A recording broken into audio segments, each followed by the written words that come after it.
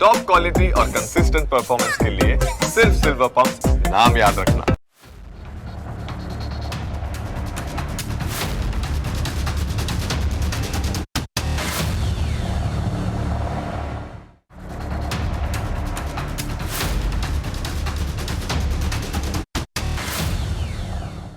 કલ્પના કરો કે એક એવા વાયરસ જે હવામાં કલાકો સુધી જીવતો રહી શકે છે.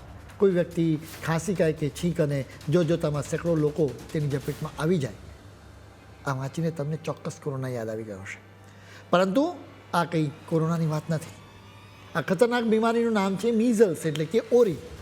એક સમયે આપણે આ બીમારીને લગભગ ખતમ કરી દીધી હતી, પરંતુ હવે આખી દુનિયામાં તે ફરીથી માથું ઊંચકી રહી છે.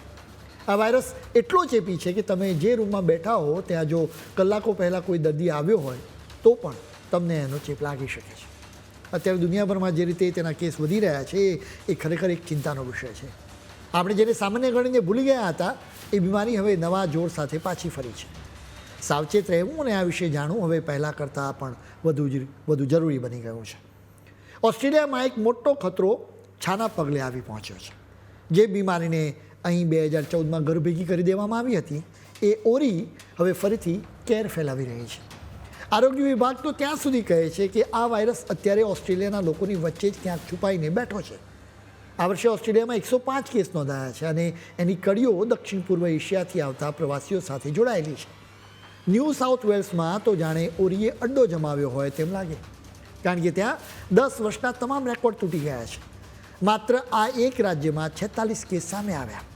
વિક્ટોરિયાથી લઈને ક્વીન્સલેન્ડ સુધી બધે જ ફફડાટ છે અને એલર્ટ જારી કરી દેવાયો છે. નવાઈની વાત તો એ છે કે ઘણા દર્દીઓને આ ચેપ ક્યાંથી લાગ્યો એ ડૉક્ટરો પણ સમજી શકતા નથી. આ લોકો રસી લેવામાં આળસ કરી રહ્યા છે અને એ જ વાત આ વાયરસને વધુ જોર આપી રહી છે. હવે સૌથી મોટો ખતરો એ છે કે ઓસ્ટ્રેલિયામાં આ વાયરસ કોઈ પણ વિદેશીઓના સંપર્ક વગર જ સ્થાનિક લોકોમાં ફેલાઈ રહ્યો છે. એટલે કે તે હવે ઓસ્ટ્રેલિયાના લોકો વચ્ચે જ ઘર કરી ગયો છે.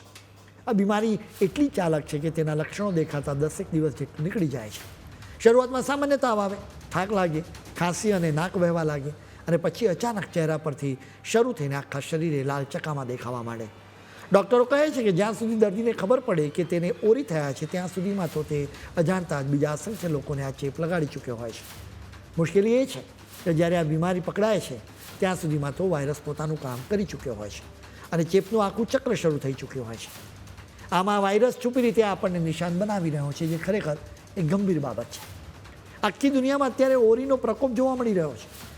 એ પછી ભલે એ અમેરિકા હોય કે યુરોપ, પરંતુ આપણા પડોશી દેશ બાંગ્લાદેશમાં તો અત્યારે સ્થિતિ ખૂબ જ ગંભીર બની છે.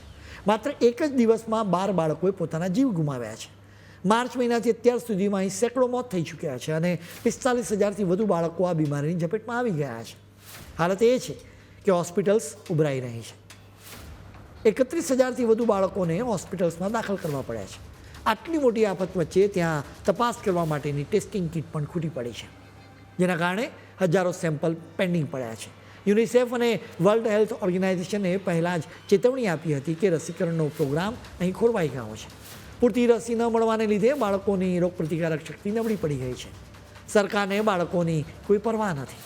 રસીના અપૂરતા પુરવઠાએ આ માસૂમોને મોતના મોઢામાં ધકેલી દીધા છે. અત્યારે બાંગ્લાદેશના ઘરમાં ફફડાટ છે, કારણ કે આ વાયરસ કોઈને પણ છોડી રહ્યો નથી. જો સમયસર રસી મુકાવવામાં આવે હોત તો કદાચ આજે આ પરિવારોમાં માતમ ન છવાયો હોત. અમેરિકાના સાઉથ કેરોલિનામાં દાયકાઓ પછી આવેલું ઓરીનું સૌથી મોટું સંકટ અત્યારે ટળ્યું છે. છેલ્લા 6 મહિનાથી અહીં હાહાકાર મચાવનારા આ વાયરસના 1,000 જેટલા કેસ નોંધાયા હતા અને અનેક લોકોને હોસ્પિટલ્સમાં દાખલ જવું પડ્યું હતું. જોકે છેલ્લા 42 દિવસથી એક પણ નવો કેસ સામે ન આવતા સ્વાસ્થ્ય વિભાગે હાશકારો અનુભવે છે. ઓક્ટોબરમાં શરૂ થયેલી આ બીમારીને કારણે અમેરિકામાં વર્ષ 2000 પછી સૌથી ખરાબ સ્થિતિ સર્જાઈ હતી. નિષ્ણાતોનું માનવું છે કે રસીકરણના દરમાં થયેલો ઘટાડો જ આ મુસીબતનું મૂળ કારણ હતો. આશ્ચર્યની વાત એ છે કે જેમને ચેપ લાગ્યો તેમાંથી 90%થી વધુ લોકોએ રસી લીધી નહોતી. તેમાં સૌથી વધુ તો નાના બાળકો હતા. આ ભયાનક સ્થિતિ જોઈને હવે લોકોની આંખ ખુલી છે અને હવે ડરના કારણે હવે માતા પિતા બાળકોને રસી અપાવવા દોડી રહ્યા છે. આ બદલાતા ટ્રેન્ડને કારણે નિષ્ણાતોમાં હવે આશાનું કિરણ જાગ્યું છે. સાઉથ કેરોલિનાના આરોગ્ય અધિકારીઓનું કહેવું છે કે રસી અને લોકજાગૃતિ એ જ એવા શસ્ત્રો છે જેણે આ જીવલેણ વાયરસને હરાવવામાં મદદ કરી છે. આ ઘટના ફરી સાબિત કરે છે કે જો રસીકરણ પ્રત્યે બેદરકારી રાખવામાં આવી હોત ને તો વર્ષો જૂની બીમારીઓ પણ ગમે ત્યારે વિકરાળ રૂપ ધારણ કરી શકે છે. યુરોપના વિકસિત દેશો અત્યારે ઓરી સામે પંગુ સાબિત થઈ રહ્યા છે અને તેની પાછળનું કારણ જાણીને તમે પણ ચોંકી જશો. બલ્ગેરિયામાં ગયા વર્ષે ઓરીના માત્ર 2 કેસ હતા, પરંતુ આ વર્ષે ત્યાં કેસનો આંકડો 200ને પાર કરી ગયો.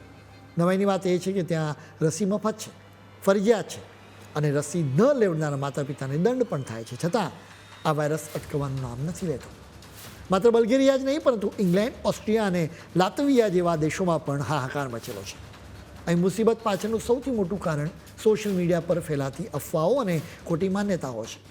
ઘણા માતા પિતા એવું માને છે કે રસી કરતાં કુદરતે બીમાર પડીને આવતી રોગ પ્રતિકારક શક્તિ વધુ સારી હોય છે, પરંતુ આ જ ભૂલ બાળકોને મોતના મુખમાં ધકેલી જાય છે.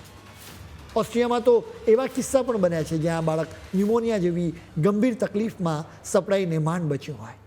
ઇંગ્લેન્ડમાં સ્થિતિ એટલી ખરાબ છે કે ત્યાં ડૉક્ટરોની અપોઇન્ટમેન્ટ મેળવવી મુશ્કેલ થઈ ગઈ છે, જેના કારણે ઘણા બાળકો રસી લેવામાં પાછળ રહી જાય છે. રસીકરણનો દર 95%થી નીચે ઉતરતા જ આ વાયરસને જલસો પડી જાય છે અને તે જંગલની આગની જેમ ફેલાવા લાગે છે. કેટલીક જગ્યાએ તો હજુ પણ કાગળો પર રેકોર્ડ રાખવામાં આવે છે, જેના કારણે લોકોને ખબર જ નથી રહેતી કે તેમણે રસી લીધી છે કે નહીં. દુનિયામાં અત્યારે એક એવી બીમારી ફરી માથું ઊંચકી રહી છે જે કોરોના કરતાં પણ વધુ ઝડપથી ફેલાઈ રહી છે. વર્ષ 2023માં જ લગભગ 1 કરોડથી વધુ લોકો ઓરીની ઝપેટમાં આવી ગયા હતા અને અત્યારે આ વાયરસ દુનિયાના ખૂણે ખૂણે પહોંચી ગયો છે. અમેરિકાએ 2000ની સાલમાં જાહેર કર્યું કે તેમણે ઓરીની દેશનિકાલ કરી દીધો છે, પરંતુ આજે ત્યાં હજારો કેસ સામે આવી રહ્યા છે. મેક્સિકોમાં તો 7000થી વધુ લોકો આ બીમારીમાં સપડાયા છે. આ આંકડા ડરામણા છે, કારણ કે ઓરીનો વાયરસ એટલો ચેપી છે કે જો હવામાં તે કલાકો સુધી જીવતો રહે તો લોકોને મુશ્કેલીમાં મૂકી શકે છે. જ્યારે કોઈ પ્રવાસી બહારથી ચેપ લઈને આવે ને ત્યારે તે અજાણતા જ આખા સમુદાયને જોખમમાં મૂકી દે છે. હવે સવાલ એ થાય કે શું ભારત પર પણ આવું જોખમ રહેલું છે? નિષ્ણાતો કહે છે કે ભારતમાં મિશન ઇન્દ્રધનુષ જેવી ઝુંબેશને કારણે રસીકરણનો દર સારો છે, પરંતુ હજી ગ્રામીણ વિસ્તારો કે ગીચ વસ્તીવાળા વિસ્તારોમાં જોખમ તો છે જ. જો સમાજમાં 95% લોકોએ રસી ન લીધી હોય તો વાયરસને આગળ વધવા માટે મોકળું મેદાન મળી જાય છે. આ બીમારી માત્ર તાવ કે લાલ ચકામા પૂરતી મર્યાદિત નથી, પરંતુ તે અંધાપો, ન્યુમોનિયા કે મગજમાં સોજો જેવી ગંભીર મુસીબત લાવી શકે છે. એક વાત યાદ રાખવા જેવી છે કે જ્યાં સુધી દરેક સુરક્ષિત નથી ત્યાં સુધી કોઈ સુરક્ષિત નથી. એટલે જ જો બાળકોને સમયસર રસી અપાવવામાં આવે અને બીમાર હોય ત્યારે મુસાફરી કરવાનું ટાળવામાં આવે તો જ આપણે આ જીવલેણ બીમારી સામે સુરક્ષાની મજબૂત દિવાલ બનાવી શકીશું. સતર્ક રહેવું અને રસી લેવી એ જ આ બીમારીનો એકમાત્ર ઈલાજ છે.